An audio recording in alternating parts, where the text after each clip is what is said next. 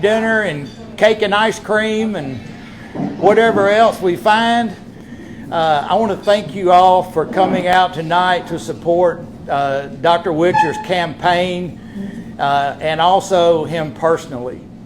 I just wanted to introduce him and say that I have not known Dr. and Ms. Witcher all that long. When I first came back to Jackson and found a church, I started going to First Baptist Fannin, where they are members. Brooke's a Sunday school teacher and has been 30 years. Dr. Witcher is a deacon and serves with me on the missions committee. And I first met them in the jungles of Honduras 2 years ago. We spent a week in a little village, and there are a couple other members here from Fannin that were in the jungle with us. And when you spend that many hours in those kind of conditions, you see how people are when they do not feel good. And I spent that trip and coming back and being around them at church. We got back from Honduras 2 weeks ago, and Dr. Witcher is one of the physicians that go and treats hundreds and hundreds of people in a week that have probably never seen a physician in their life. And we do it because we love it. But this campaign, when it started, he asked me one Wednesday night, told me he was running for governor, and I said, well, that's funny, I am too. I had no idea that he was doing this. But he asked, would I be interested in helping? And I said, I'm retired, I've got time on my hands, I would love to. And it has been a blast to meet the people that come up to him and it's heartwarming. It's unbelievable that the stories that we could tell about his selflessness, traveling to treat COVID patients, traveling to the 9/11 terrorist acts on his own expense to treat patients, to try to keep people alive. We could stay here for hours. But this is a campaign for governor of the great state of Mississippi, and all of the people that come out, the support, the prayers, events like this, we do them every day, and it is absolutely amazing, the response. So once again, thank you so much for your support and your prayers. And I'm going to introduce Dr. and Ms. Witcher, and Brooke is going to say a few words. But once again, thank you so much. Ms. Witcher, Doc, thank you so much.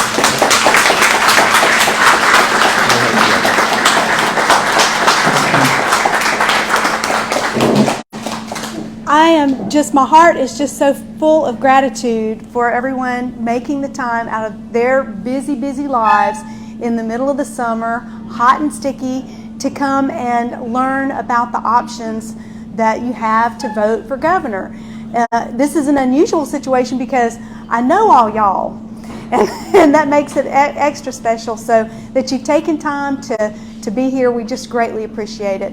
And I know most of you guys, some professionally, some from church, some from our affiliation with Mississippi Against Mandates, some Johnny's Patients, and we just are so very, very full of gratitude for your time. And I'm just gonna leave it right there and just say thank you so very much. We are honored. And if I could say something about my husband as far as his ability to do the job, he is a man that will not compromise to save face or to save a dollar. He is a person who puts the patients above the profits, and he will put the citizen above the mandates or the tyranny or the federal government or whatever comes emergency powers. He is staunchly a believer in the Constitution and every single one of those rights that are enumerated there. You know, from our freedom to assemble, our freedom to worship, our freedom to life, liberty, and the pursuit of happiness. He thinks that life is valuable from conception all the way till the last moment, that last precious moment.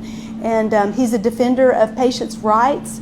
If it were up to him, nobody would have ever been separated from their loved one during COVID. No one would have ever been denied care or treatment for what was needed. And I believe that if he had been running things, we wouldn't have the death and the business closures and the harms that have been caused in this catastrophe. So I just think he's the right man for the job. He'll do the right thing. He'll make the right decisions, and he will be led by the courage of his convictions and what he knows to be the right thing from the good Lord. So with that, I'll turn it over to him. Well, actually, is there a person or two out there that would like to say something about their experience with Dr. John? I got Tommy. Tommy. How you doing? Just hold that right down there, and I'll be right here. I started to get kind of emotional when Phil was talking about all the people that Dr. Witcher had helped with this COVID. If it wasn't for Sister Zora and Brooks. You gotta talk loud. You don't. Could I talk like I'm out in the country? Yeah, but you put that down. You put this down. Okay. There you go. Now you talk loud. But all the people that came together, Zora, my wife Dorothy, and Sister Brooks, if it wasn't for them and the prayers and everything they were doing, I know I wouldn't be here tonight to meet all of you all people. And I know that I've been around a lot of people that spoke about being Christians and this and that, but I do know that Dr.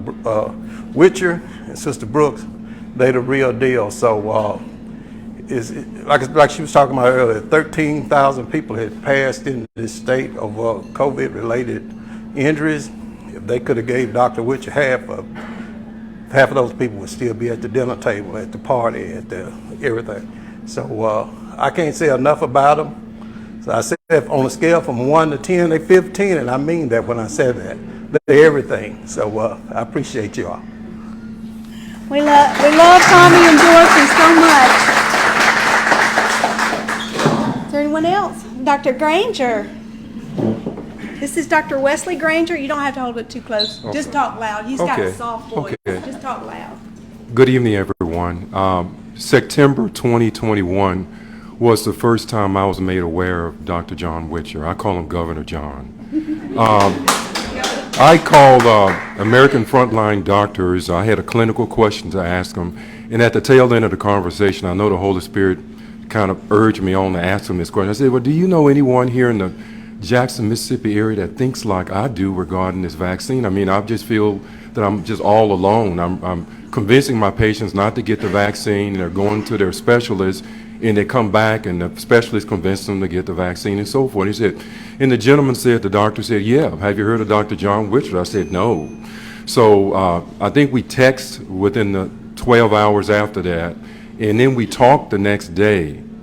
And about a week later, I was on a billboard. So much for working behind the scenes. And so, but during that 1.5+ year period, I found Dr. John to have the qualities that I'm looking for in a governor. He is uncompromising. He is a pit bull. When he latches onto an issue, he does not let up. He's like the Mississippi version of Donald Trump. He just works and works and works and works.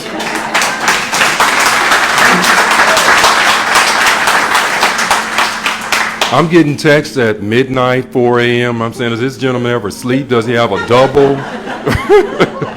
and so he has the qualities I'm looking for. He is super courageous. He has put his career, his life on the line for his patients. I've seen it over and over and over.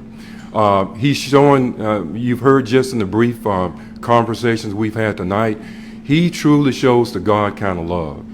Be it mission trips, just the sacrifice he's made for his patients. I mean, I'm hearing things he's done, and it convicts me. I'm saying, Lord, should I be doing something else? I mean, making trips to Missouri to house a gentleman to treat him for COVID. All of this is at his own expense. and so forth. Just great courage, boldness, showing the love of God. And he has not only common sense, which is uncommon, but he's well studied, and he was right on this issue from the very, very beginning.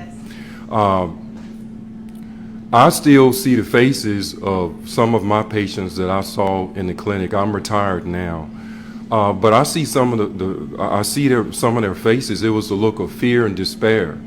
For some of these patients, many of these patients, I was their last resort. They came to me to get a medical waiver or something along that line. And many of these patients did not have a choice. They did have a choice. Keep my job or get this vaccine, which I don't feel comfortable getting. I don't think it's safe. And unfortunately, some of these patients, even with the medical waiver letters and things that we did, it was to no avail. They made a choice. But I feel that should not have occurred here in a state, in a country where we have our Constitution, which says that we have the right to life, liberty, and the pursuit of happiness. The book of Galatians, chapter 5, verse 1 to 2, it talks about Jesus has given us freedom. He's released us from the bondage, and he has given us instructions not to fall into bondage again. We have freedom. It's a God-given freedom. And I think regardless of what anybody says regarding their conservative principles and less government and lower taxes and all of these things that we all appreciate, I think the number one role of government is to protect its citizens. And the current governor and his administration did not. We fought the federal government on the mandate front, but we didn't do it at the state level. So was this window dressing? I don't know. But that's the number one role of a government, is to protect its citizens. The current governor did not. I am convinced that Governor John will do that. He's going to protect the citizens, and he's not going to be emboldened to corporate dollar and so forth. He's going to do what he thinks is right. He is God-fearing, and that's the other trait that I appreciate about him to most. And so, thank you very much.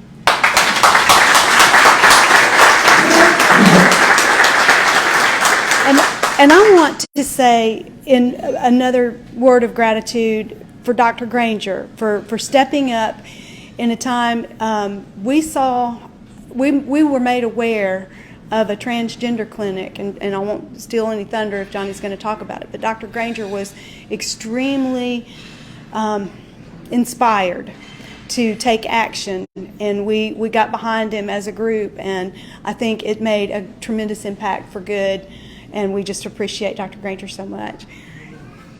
Come on. This is our sweet friend Zora.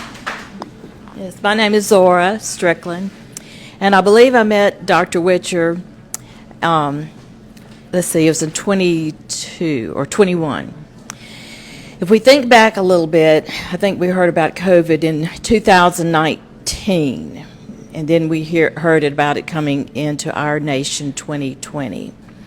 So after a year had gone by, I got COVID. But thank the Lord, I had a very mild case. But all during that time, and in prayer, and with my prayer group and all, I had some discernment to pay attention and listen what the researchers are saying about the safety of the vaccine. And I work as a nurse at the medical center. I'm not practicing hands-on, but I am a registered nurse that works as an analyst. But as time went by, I wanted to do some preventive things, and I couldn't find. I went online and found the doctors there, that group. But locally, trying to get the prescription, couldn't get it filled. So I found a pharmacy, and they gave me Dr. Witcher's name. So I contacted him, and he saw me. And my husband, we saw him together. And he got out his paper records, which that's not what we do now. We have electronic charting. But he was using the old-time paper chart, and I love to see it because I'm an old nurse, and that's what I dealt with in my older years. But that was discernment and prayer. It's like God He sees everything. He sees the future. And He loves us. And He aligns us and at a strategic time.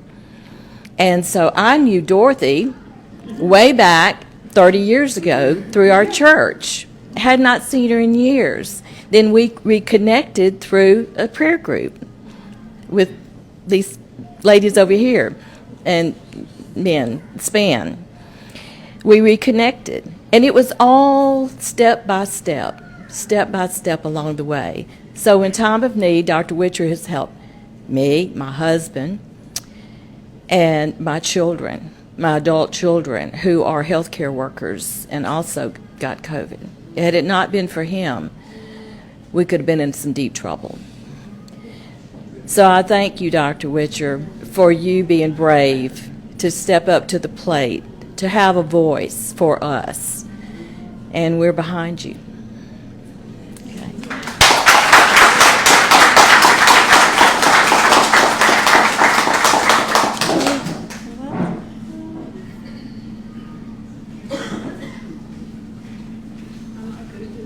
Oh, you don't have to hold it up. Just talk loud. I just want to say that I found Dr. Witcher when it was kind of like there was nobody else.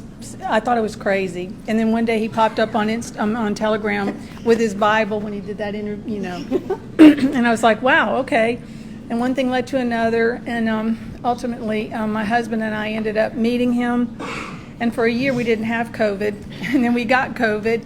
And if it wasn't for Dr. Witcher, Ken wouldn't be here. And I was sick trying to treat him. And when Dr. Witcher was in Missouri treating Brother Mike, he would call me every night and not call me, but what is it? FaceTime. Yeah, measuring my oxygen levels and telling me to get Ken up and walk around. And anyway, like I said, I'm not good at this. What I appreciate about you, Dr. John, is that he was a man that stated a mission and he struck with it from A to Z and he never deviated. And I had firsthand experience because Nancy and I had the opportunity to work the hotline with Dr. Granger and Dr. Witcher and some other doctors at the time. But anyway, so we know even many more people that they treated out of state just by phone. And I don't know, I couldn't think of a better governor. So I think that we have a great candidate here, and I hope that things work the way that. And also you, Dr. Granger, Dr. Witcher saved us twice, and Dr. Granger saved Ken's job. So I have lots to be thankful for. Anyway. Thank you so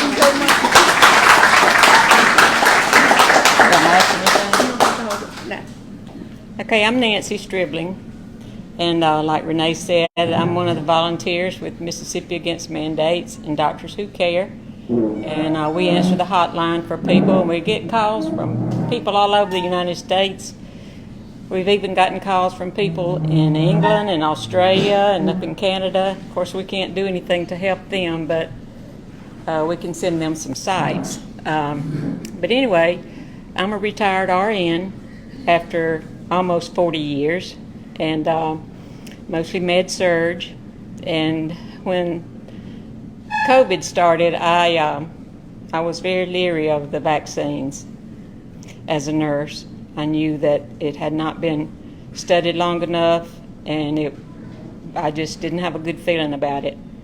So I was online one night, and I saw the site, Mississippi Against Mandates and Doctors Who Care, and I contacted the person answering the calls then, and that's how I got in touch with Dr. Witcher. So I went to see him for myself. My husband had been vaccinated, my children had been vaccinated, but Nancy was not getting vaccinated. So anyway, I was able to start taking ivermectin. I've not had any vaccines. I've not had COVID. I've not even had a bad cold taking the ivermectin. And it is not horse paste. It's not. They do make an ivermectin for humans. So anyway, just seeing Dr. Witcher in action, I was very impressed with him as a nurse. I had never met him before. And I mean, I'm not real easy to impress. And people that know me in my professional work know that I'm pretty outspoken and opinionated about my doctors. So anyway, but he has such a kind heart. He has so much empathy for patients who have gone through COVID and through the families who've lost loved ones. And I just think he would be an awesome governor, and he has my vote. There's no doubt about that. And another thing I want to say is this lady right here is going to be an awesome First Lady.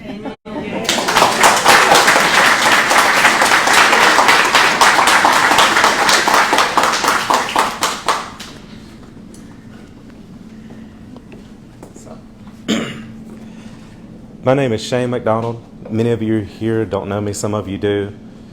But my thing with Dr. Witcher is yes, through everything that was going on with COVID, I had actually run across his path. We had actually were looking for someone that was prescribing ivermectin that would help patients that we could send church members to that needed help. And that's, of course, where we first found Dr. Witcher, coming from that aspect. But where I come from is a little bit different because I come from a different background. I come from, instead of the medical background, entrepreneurship, business background, business ownership. And in Mississippi, I was already looking for someone that would lead Mississippi from a different perspective, where we're not looking at Mississippi as that's a cheap state to get cheap labor. So that's the reason we're going to stick something in Mississippi, because we're going to get more money in our pockets because we're going to get cheap labor off of their backs, off of their hard work. And where that comes in play is it trickles all the way down to economic systems.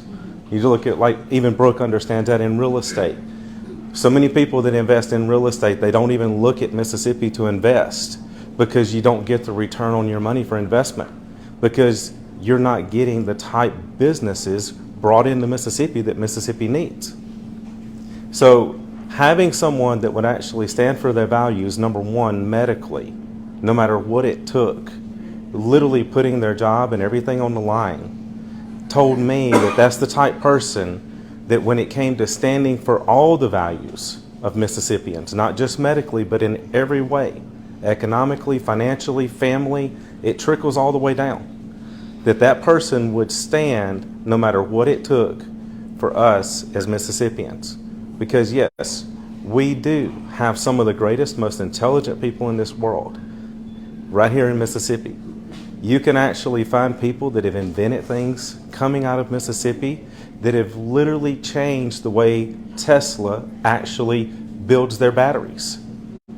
From a gentleman in Vicksburg, Mississippi. But you don't hear about that. Nobody tells you about that. Nobody on the news reports about that because it's somebody from Mississippi. We don't need to be highlighting that. Whereas we have somebody now that when we have somebody with the skills, the talents, and the God-given gifts to be able to bring something great to the market, to put Mississippi on the map as one of the top instead of one of the last, we have this person right here tonight that will do that. Instead of putting himself on that pedestal, he's going to put you, your loved ones, your fellow Mississippians, and everyone that deserves to be on that pedestal, they'll be put up there, because if each one of us makes just a little bit of a difference and a little bit of a change, and we strive to be better, and we strive to make Mississippi better, not just for us, but for our fellow man as well, then we can actually rise to the top faster than most people would believe. And we can actually rip this label off of Mississippi of this is where you come for cheap labor when you want to put in a business. Instead, it needs to be this is where you want to come when you want a business that's going to prosper, that's going to flourish, that's going to grow, and it's going to be something that you can hand down to your kids and your grandkids and be proud of. And that's what Mississippians deserve, and that's what we have here with Dr. John Witcher.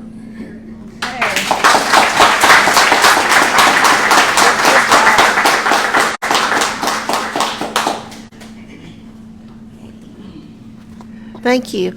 I'm Ruth Ann McDonald. I'm from Philadelphia, Mississippi, and I'm coming from a different perspective too.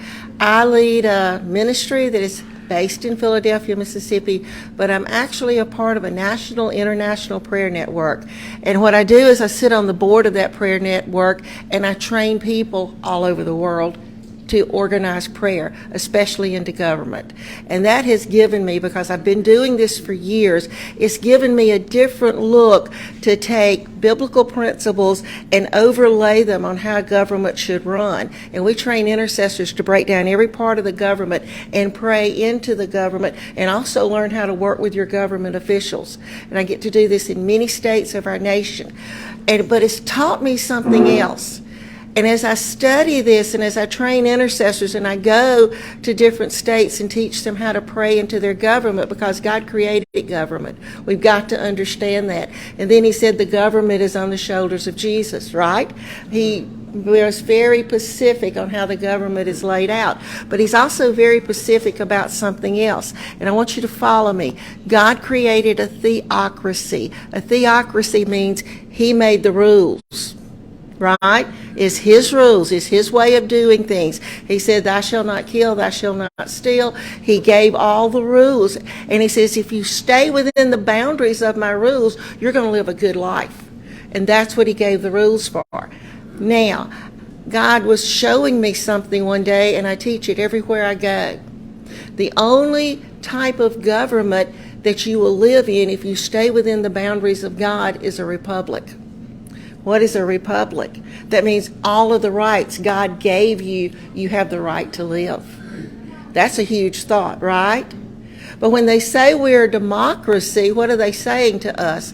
They're saying that the mass majority's opinion rules, and that's not God.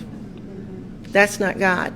So I had been following Dr. Witcher on Telegram. I'd been reading his stuff. I didn't have COVID, never had COVID, and don't plan on having it. Are you good with me?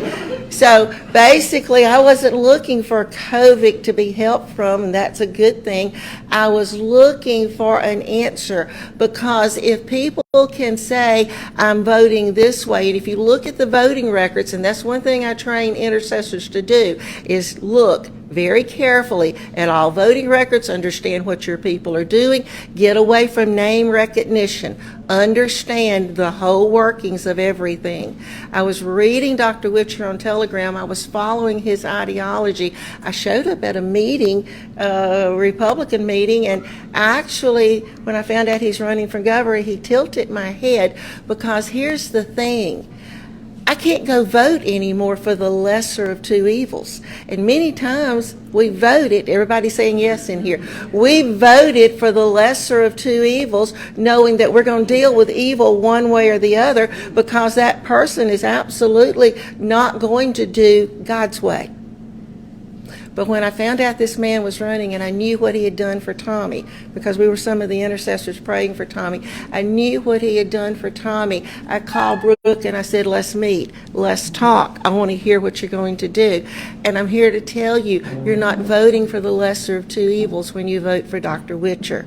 So this is what we've got to do. We've got to rise up. We've got to put our feet behind our prayers, and we've got to stand with Brooke and Dr. Witcher and change Mississippi, because God has great plans for this state. Yes. Oh, thank you so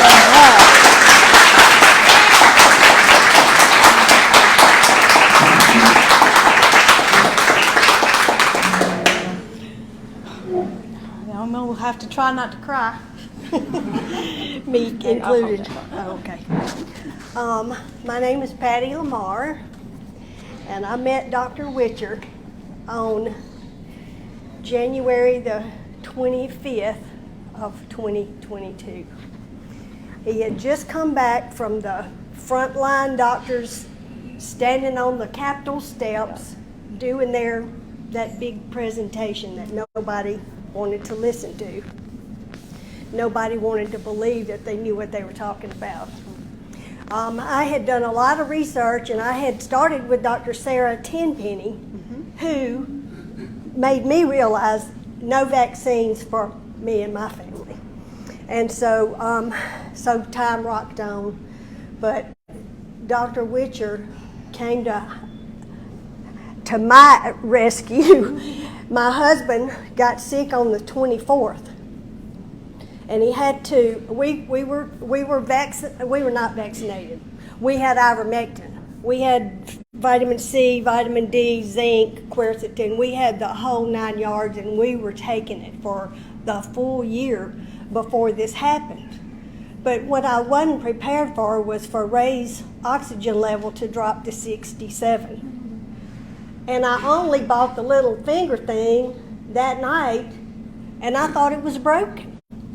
I put it on my finger, and it was 98, and I knew we were in trouble. So we go to the little emergency room in Hazelhurst where Dr. Witcher was on staff there, right, in the ER for a little bit. Yeah, I had worked there previous. Right, but not then. But anyway, so I didn't want to let him go. I didn't want to, but I had to because he couldn't breathe. So I wrote on his arm in a black Sharpie on both front arms because I knew I couldn't get in. I wrote no vent, no remdesivir. And I wrote my name and my phone number on his arm.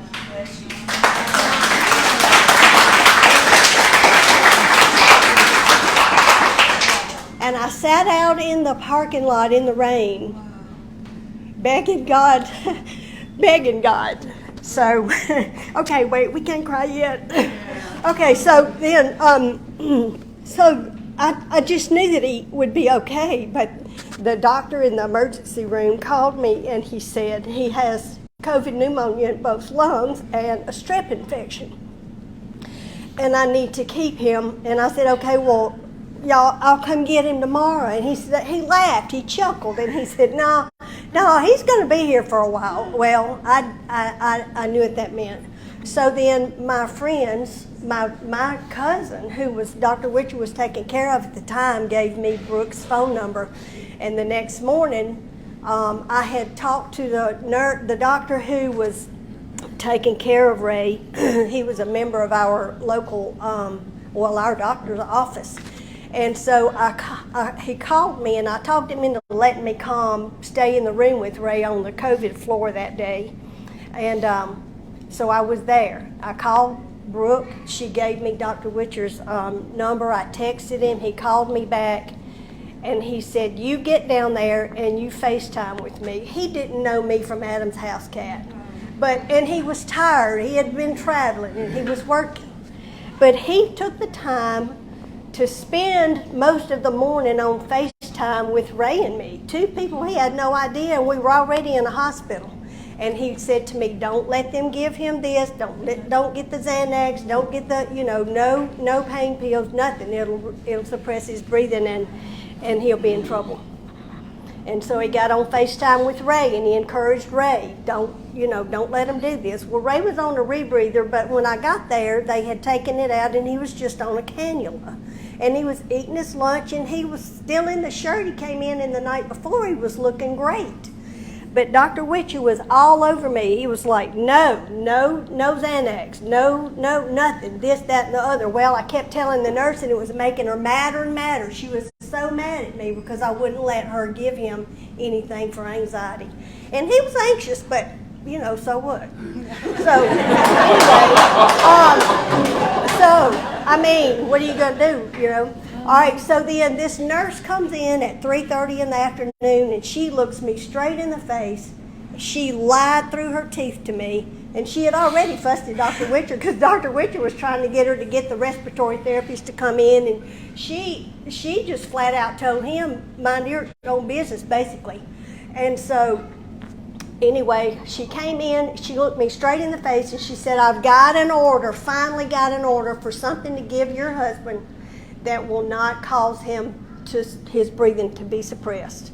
And I said, fine, good, give it to him. And I was so nervous at that, and I wasn't nervous. I was a mess. So I told her to give it to him. Well, it turns out 2.5 hours later, his mouth turns black, his tongue is black, he's crazy in the head, he doesn't know what he's doing. He's thrashing around, he's fighting them. And I was standing there, and I saw all this going on, and I was going to take a picture so I could send it to my children, my two grown boys, and they ran me out of the room. Next thing I know, this doctor, big as a door, he's standing at the foot of the bed. I don't know how I missed him. But he's screaming at me, come in, Miss Lamar, come back, come back. And so I went back in there, and he said, you just gonna let this man die? He's laying here, you got no vent on his arm, he needs a vent, and you just gonna let him die? Well, I mean, he was just like, looking at me like, anyway, it was horrible. And I didn't have any choice. The poor man was laying there, his mouth was black, he couldn't breathe. And I didn't know what my choices were other than that. And he was, anyway, so I signed the papers, and I let him take him to get vented. And I walked over to Ray, and I told him I couldn't tell him because we swore to each other we'd never let this happen. But it happened, and so then he looked up at me with that thing on, and I said, I love you. And I didn't tell him where they were taking him. I just said, they're going to take you to another room, and I'll see you in a little bit. And so, anyway, I don't mean to make this go on and on. I just was standing there, and I thought, okay, well, he tried to kiss me through the plastic, and I was scared to take the plastic off, so I got my last little kiss from plastic. But, you know, at least I got it. Some people didn't. But so anyway, they took him, and I was walking around the room, and I was crying, and I was praying, dear God, you know, we're not through yet. Please don't take him. Just everything I could think of. And all of a sudden, just in my spirit, I felt this voice, and he said to me, it's okay. It's okay. Something good is going to come from this. And so I just stopped in my tracks, and I said, oh, good, he's going to get well, and he's going to have a testimony, and he's going to bring people to Christ. And I can just see it all now. I mean, I could just see it all.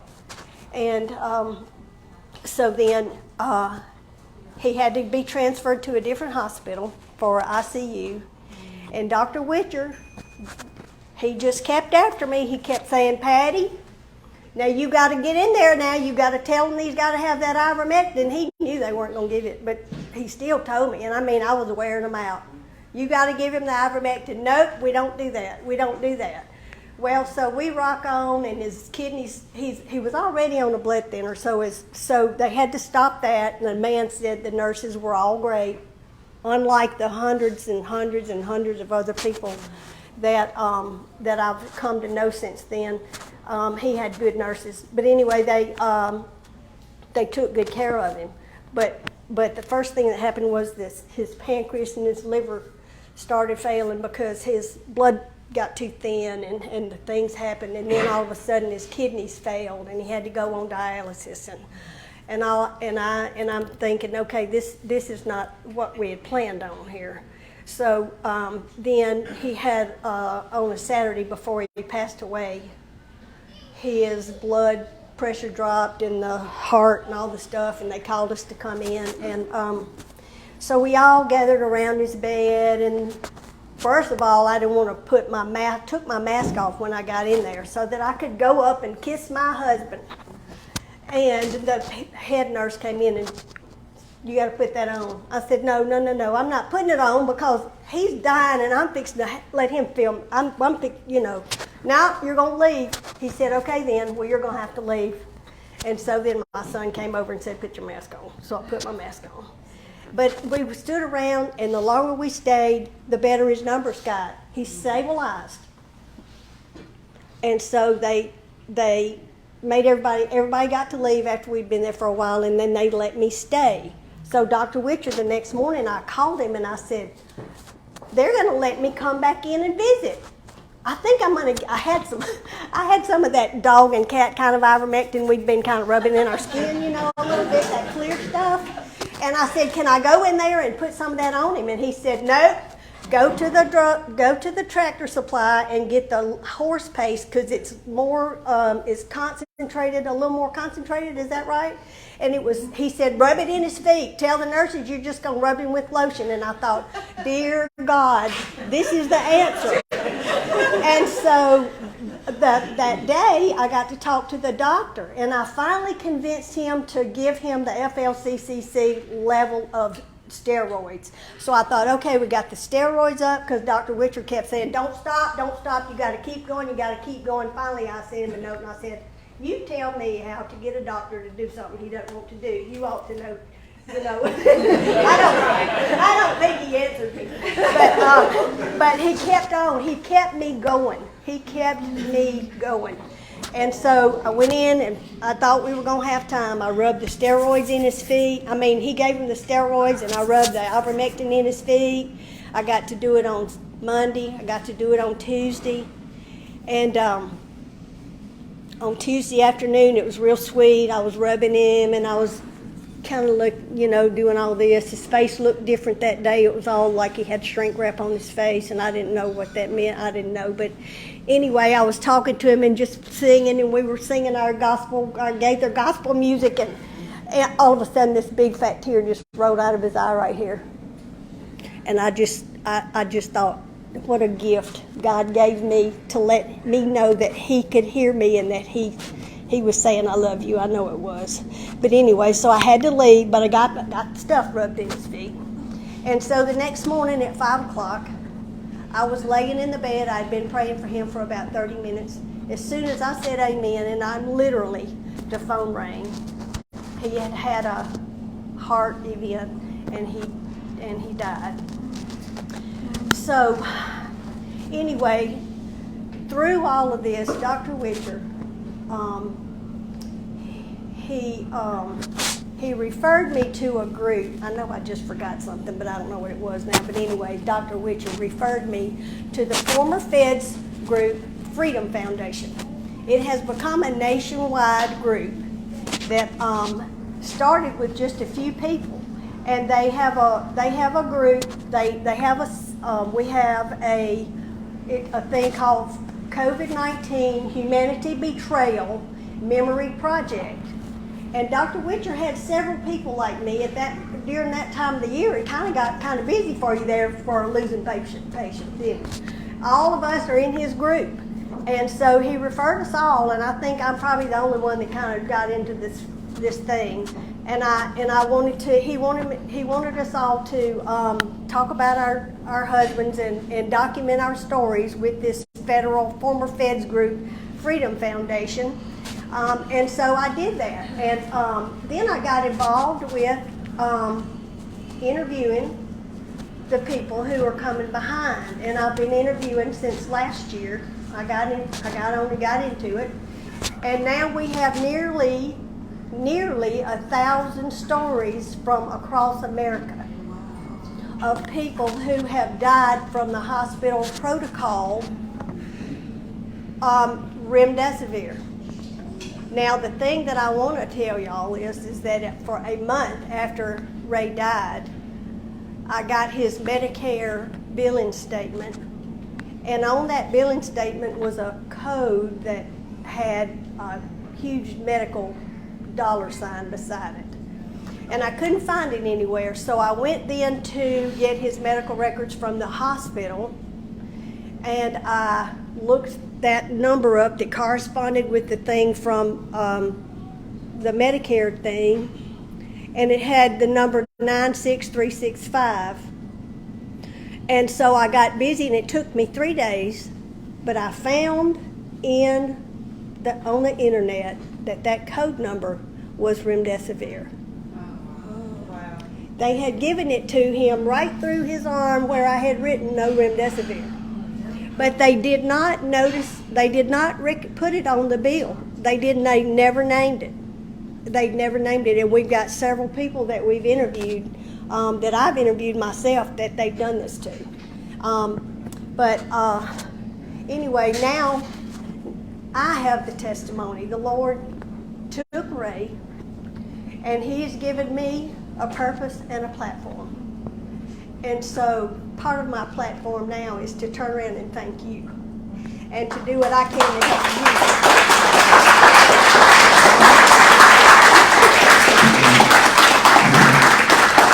Thank you so much. Anyway, thank you so much, Patty. All right, thank you. So, Patty Lamar, I mean, this is what's so upsetting, is that about the same time I was working with Patty, I was working with this man right here, okay? And, we knew how to treat COVID. It wasn't just me, it was many doctors around Mississippi knew how to treat COVID, but our government wouldn't allow them to treat the patients, okay?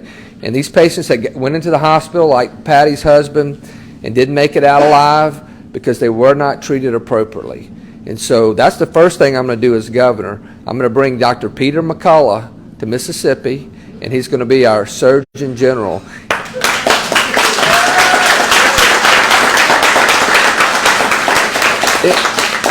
And we'll never let the federal government lock down, put it in the hospitals, our churches, our schools. The 10th Amendment's very clear.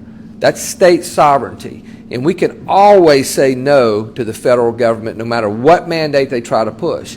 And so we will never let them close down Mississippi again. Now, I appreciate all the testimonies from patients and doctor friends, and we could go around the room. There's probably some more folks in here that I treated.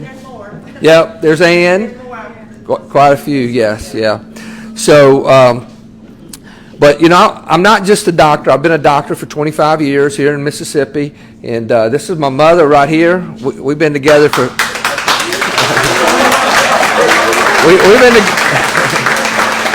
we've been together for 57 years, and she's been putting up with me all those years. But she's my hero. Her and my dad, they're fighters.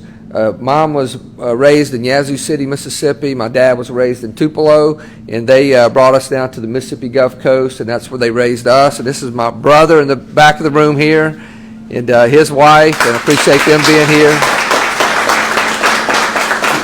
But my mom, her favorite words were, "Get up and try it again." That was her favorite line, and she said that to us a lot. And so I appreciate my mother and father for just how they raised me. My dad was a school teacher, my mother a homemaker. She raised 3 children. I was the baby until my brother came along. He stole that place, but it's me and my older sister. And, we didn't have a whole lot, but every time the church doors were open, we were there. And so, none of us can pick who our parents are or where we're born from, but I wouldn't change anything God gave to me as growing up, because that's what made, I learned early on between right and wrong, and I think most everybody in this room, and that's what separates Mississippi from the rest of the nation is that, we're in the Bible Belt, and we believe in the Bible. We know what right and wrong is, and that's the first thing we have to do. I grew up with Ronald Reagan, back in the 80s, and I don't know if y'all remember, but he made 1983 the year of the Bible in America. I was 17 years old, and that was 40 years ago. But we could do that in Mississippi. I think the year 2024, if I'm elected governor, I'll make that 2024 the year of the Bible in the state of Mississippi.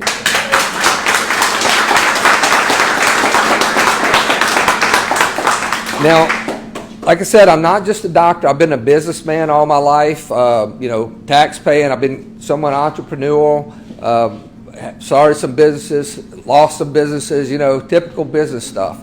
As a young doctor, I started Mississippi Physician Services. We staffed emergency rooms, these small town emergency rooms. Actually, my younger brother helped me. He was a young man. He's an accountant now, but he helped me do the books back in those days. And so, I'm used to dealing with business folks, hospital administrators, etc. I know all about doing contracts and working out details and all that sort of thing. So I'm a businessman. I'm a businessman today. Brooke and I, we own real estate, residential rental properties, and we're taxpayers. We believe in the American dream. We believe that that's what made America great. It was individuals, people like you guys. It wasn't big government.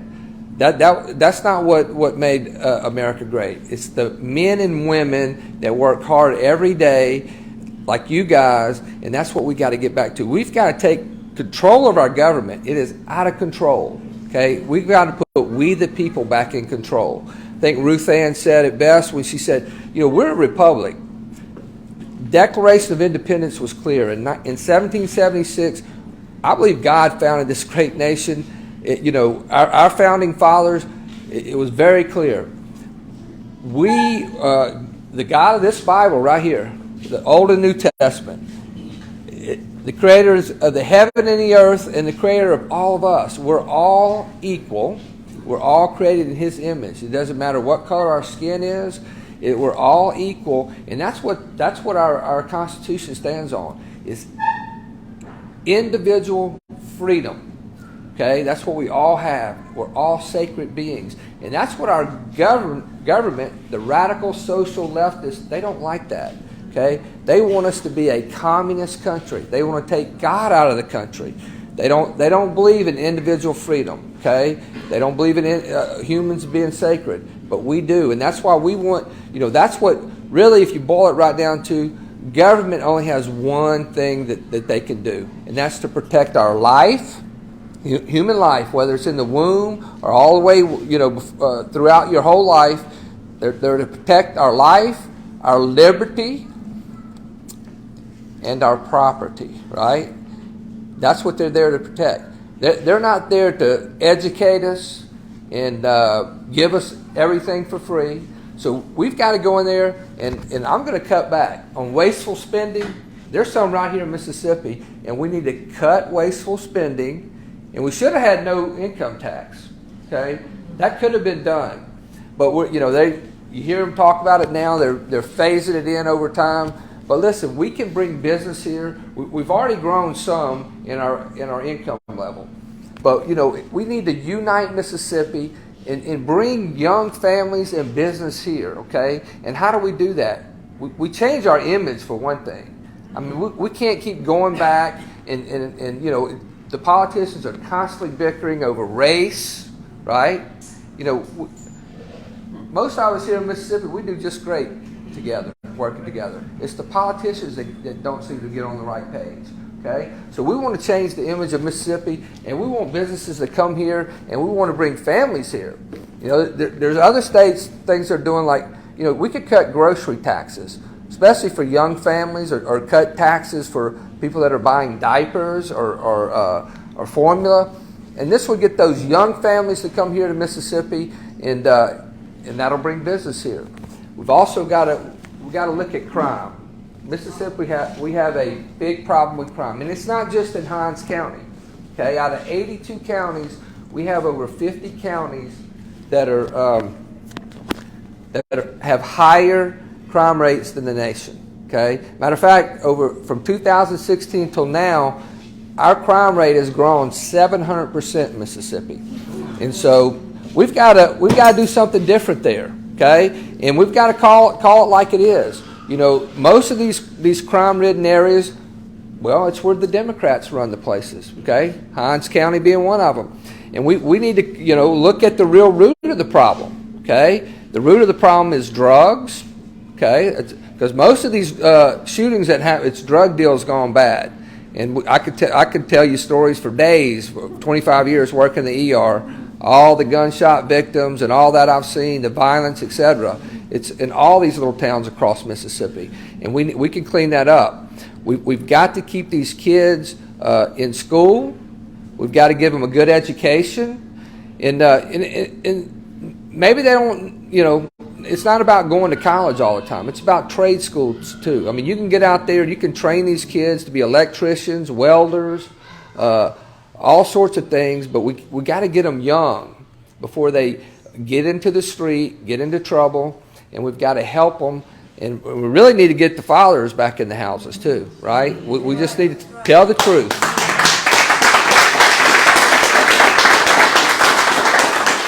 So,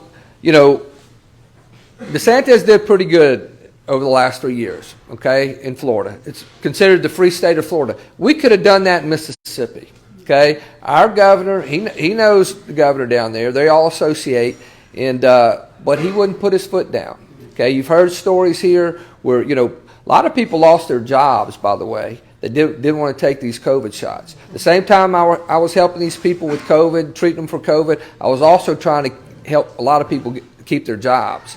And a lot of them in Mississippi lost their jobs because they weren't going to take the shot.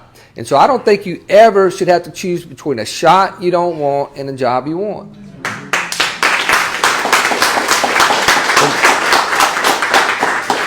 Our governor is asking for his job back for the next 4 years. But what about all these people that lost their jobs? Did they get their job back? That's my question to him. And, I've had a lot of questions for him. And, he was my neighbor, and I voted for him. I campaigned for him. I've been to most all of his parties. We were at his Christmas party. I've been giving him books and trying to talk to him over the last 3 years. And, he has deferred all things to Dr. Thomas Dobbs, who's really a radical liberal. And he's the one that locked us down. He closed the schools. He'd still have us all masked up if it was left up to him. Now, fortunately, he had to resign. But instead of the governor, instead of saying telling the truth and calling him out, he praised him for his work on COVID and gave him another big government job. So I'm gonna investigate all this. We're gonna investigate why did we allow big pharma, big government to come in here and take us over, mask us up, because the masks don't work. It hurt our children. They lost a lot of time out of school. And so we want to talk about this. And these shots, we definitely want to go and we're going to investigate them. And we're going to investigate these hospital protocols. And, and we're going to go in our schools. I want to make it clear that I'm against any woke culture, okay? Yeah. All this,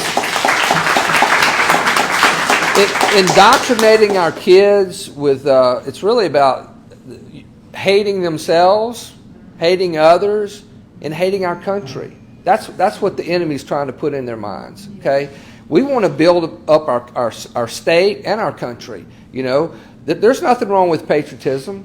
There's nothing wrong with that, okay? There's nothing wrong with this flag, okay? And we should pledge our allegiance. It says under God, right?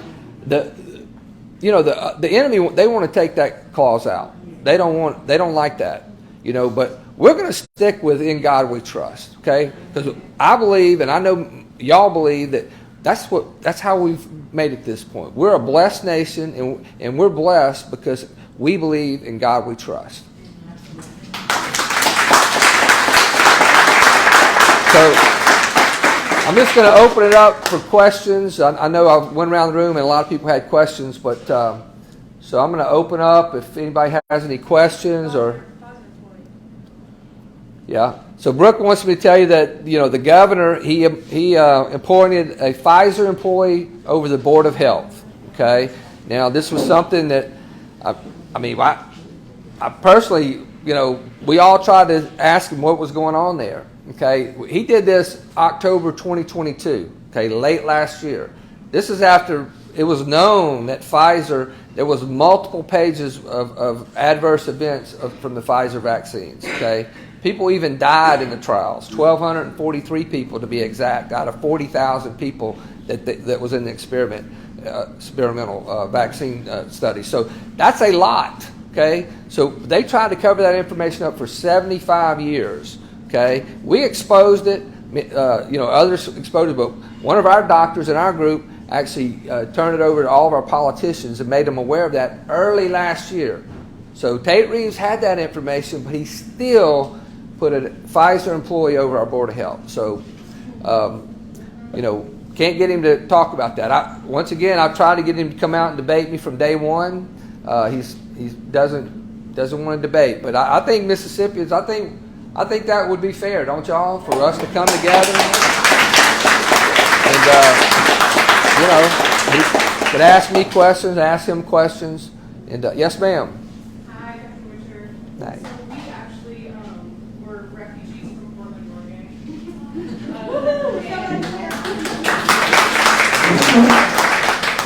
I'm a recovering Democrat.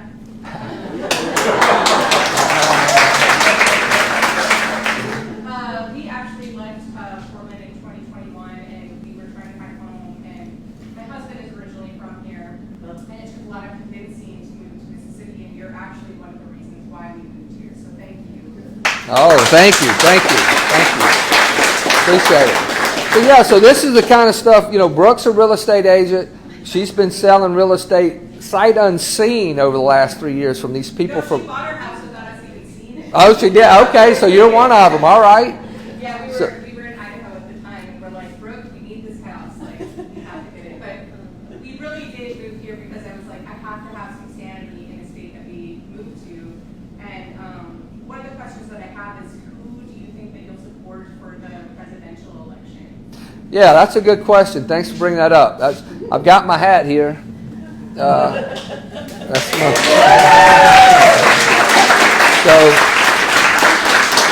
so, Brooke and I have supported Trump since day one. Now, he's an imperfect human being, but I knew he was going to do a few things for sure. I knew he was going to appoint some conservative justices, and I knew he could beat Hillary Clinton. So that's why I was for him. Okay? And why am I for him today? Well, because he's the only one that can... We have America's fallen. We have become a third world banana republic. Okay? They have been after him since day one, right? I mean, they spied on him, Hillary and Obama, so we know that's true now. Okay? The election, I know there was cheating. And then the FBI raids his house. I mean, how can that? I mean, if they can raid an ex-president's house, what do you think they can do to us? Okay? And now you have a sitting president that is going after his main opponent and trying to put him in jail. I mean, we're falling. Okay? You look around our economy. I mean, that's another thing. Our runaway inflation, 401ks dropping. I mean, I don't know about you guys, but when Trump was in there, everything was going good for me with my 401k, and the economy was great. He will come in, and he'll get us out of the Ukraine war in 24 hours. He's been saying that the last few days. We need to do that, 100%. There's no need. That's a money laundering pit for not only the Democrats but the Republicans too. It cycles back around. We need to get out of that war, and so. Borders, we've got to close borders back down. Okay, there's criminals coming across. We don't know what's coming across. There's military-aged Chinese and Middle Easterners. We don't know. Sex trafficking, etc. We need to shut the border back down. And this whole thing about this go green climate stuff, our gas prices are going way too high. Grocery prices, we can eliminate that. We need to get out of that whole global socialist ESG scores, social credit scores. This is something you don't hear Tate Reeves talk about. Central bank digital currency. We're not for that.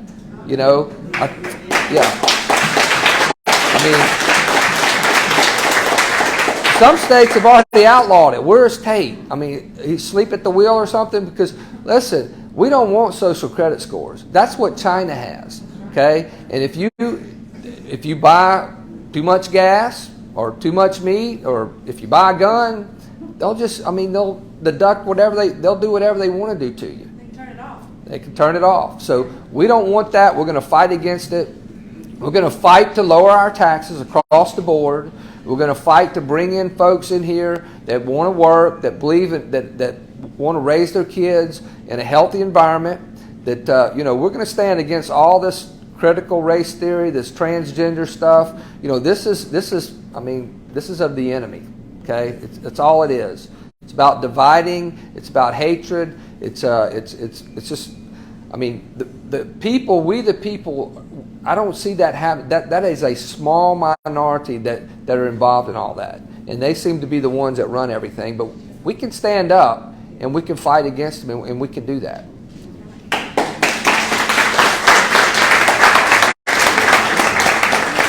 All right, questions? Yes, ma'am. I just really wanted to make a statement when you were talking about the flag. That's the first time I have said the Pledge of Allegiance since I don't know when, other than in my church. And I am so grateful for that. Yes. And for us to protect one nation under God. Yes. If you realize your currency says in God we trust, your digital currency will not. That's just Yeah, thank you. Absolutely. Yes, ma'am. Where can we get signs and possibly a Yes, we have some outside. We got some 4x8 banners. We've got several hundred of those. I've actually got 75 of them in the back of my truck right now. So we want to hang up these 4x8s all over Mississippi. We've got like 40 days, and so we want to blanket as many of these 4x8 signs as we can. We're going to do some radio commercials. We're going to do a TV commercial. We'll do some a couple billboards. I think 3 billboards. We need your prayers, we need your support, and we need your donations. Okay, so all this costs money. Do these commercials. We'd like to do, put quite a few commercials across the state, but that's a lot of money. But we appreciate anything you can do. Anything will help, and So, any other questions? Yes, sir. Dr. John, I'd like to kind of steer our focus towards our children in the school systems here. I know I'm not that very old, but when I was in school, we said the Pledge of Allegiance every day before school started, and I know that's something that doesn't go on now. And praying as well.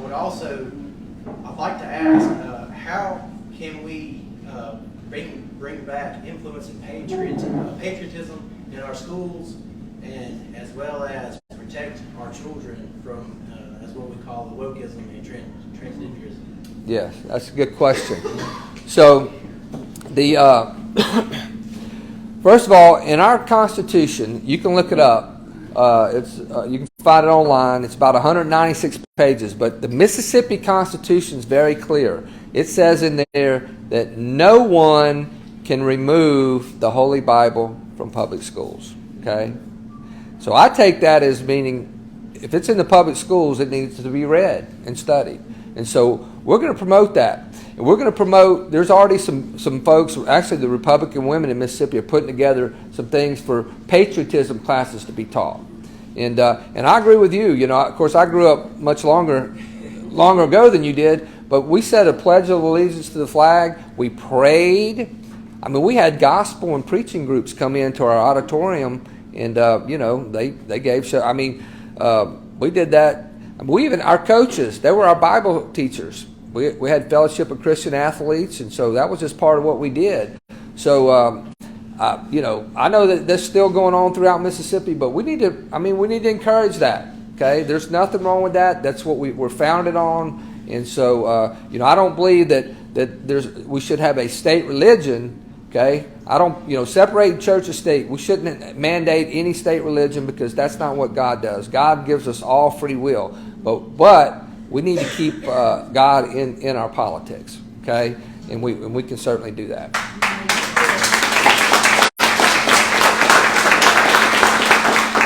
Yes, sir. I just have one question. As somebody that I've witnessed firsthand in rural Mississippi and clinics as well as hospitals, one thing that I've always thought to be somewhat of a concern is understaffing within our medical area, as well as it seems to be more and more common nowadays that we're losing even the nurses that are graduating, each and every year to travel nursing due to the economics and what have you in Mississippi. So I was just kind of curious, what's your stand on that? Yes, yeah. I'm very aware of that situation. During COVID, our governor brought in a bunch of outside nurses. Okay, they were all free to him because the federal government was paying for it. And they were all free to the hospital administrator, so they were real happy to get them.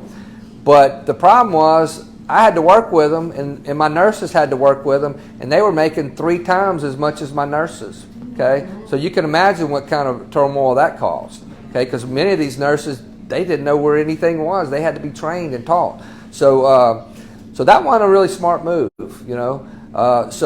No, what we need to do, all we had to do in those cases was just pay our regular nurses a little bit more. That's all they wanted, was just a little bit more and to be appreciated.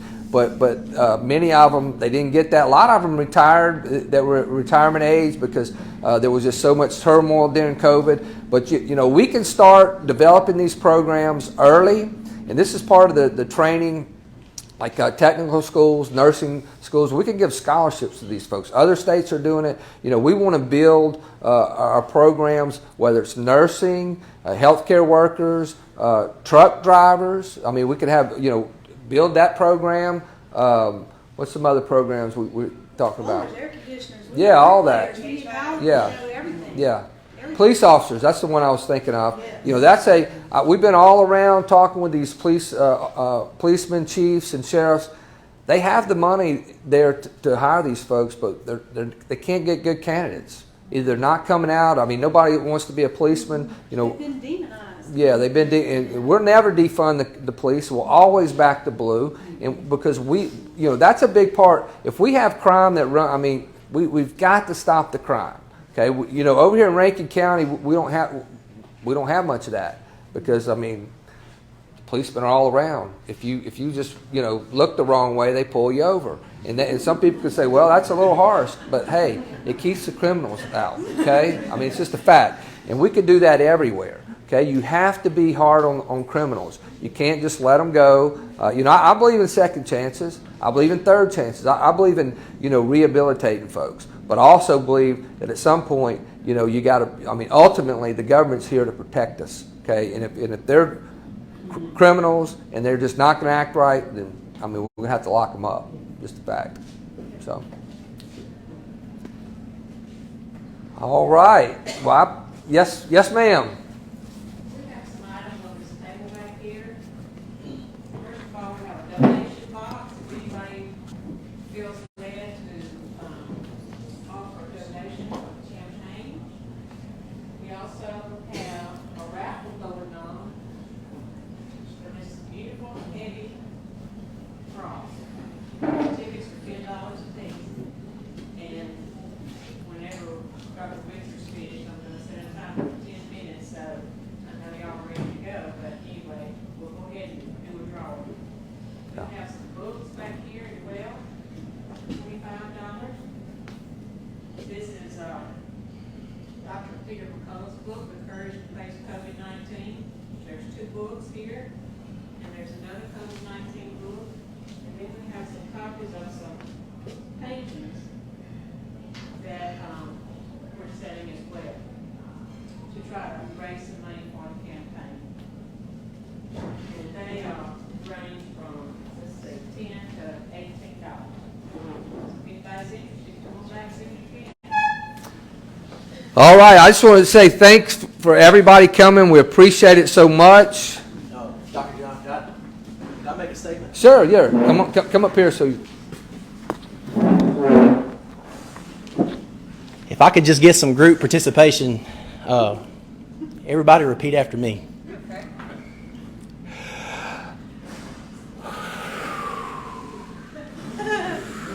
Yeah. That feels good, doesn't it?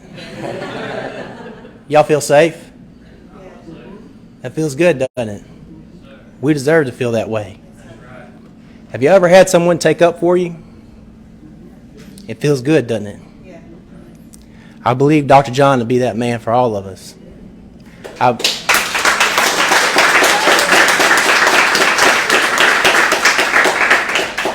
In a world full of evil, that's something that we may not be able to control.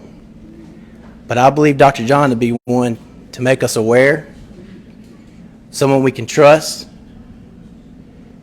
I believe Dr. John to be an advocate for us and also an advocate for Christ, a fisher of men.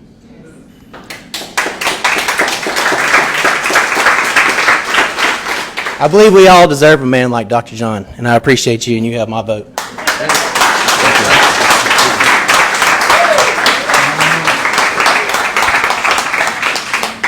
Thank you.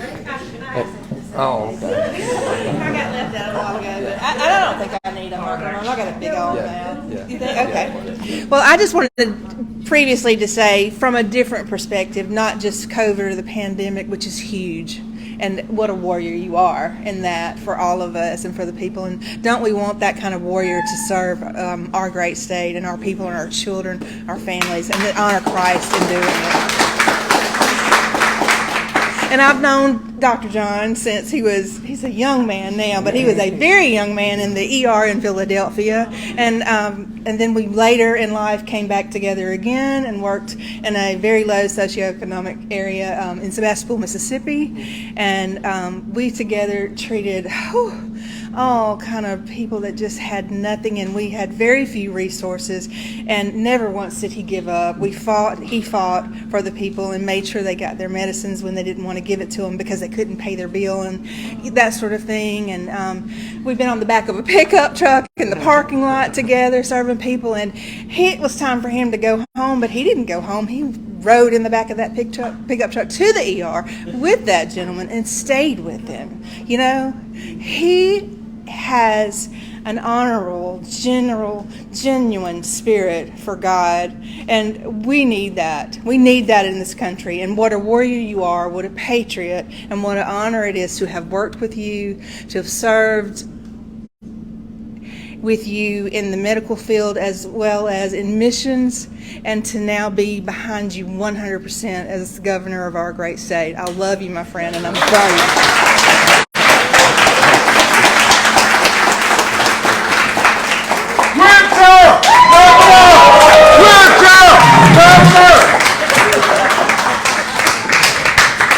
I just want to thank everybody so much for coming, and thank you for those wonderful testimonies. I'm telling you, when he gets feeling sad, he's going to pull this tape out and watch it and be encouraged. So we will have signs. We'll get some signs up here so you can take a sign home. You just got to make sure you put it out in a good spot where everybody will see it. And there's, like I said, the donation box, and when you get ready to leave, you can pay for your meals at the cash register. All right, thank you so much.